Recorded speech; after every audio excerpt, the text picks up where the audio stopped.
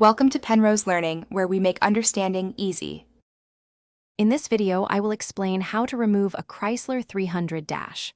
First, ensure your vehicle is off and disconnect the negative battery terminal to prevent electrical issues. Next, gently pry off the side pillar trim pieces, usually held by clips. Then, locate and remove the screws securing the lower dash panel, often found near the footwells. This prepares the area for further disassembly. Now, focus on the center console. You'll need to remove several screws, often hidden under trim panels or in storage compartments. Once the console is loose, gently lift it to access the radio. Disconnect all electrical connectors and antenna cables from the back of the radio and climate control unit.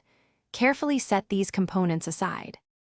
Next, we'll address the steering column and instrument cluster. Locate and remove the bolts that secure the steering column, allowing it to drop slightly. This provides better access. Then, remove the screws around the instrument cluster bezel and carefully pull the cluster forward.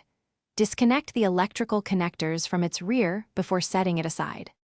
For the final step, meticulously locate any remaining bolts or screws securing the main dash panel. These are often found along the top edge near the windshield and on the sides. Double-check that all electrical connectors are detached. With a helper, carefully pull the entire dash panel away from the firewall, guiding it out of the vehicle. Thanks for watching. If this was helpful, leave a like and consider subscribing. See you next time.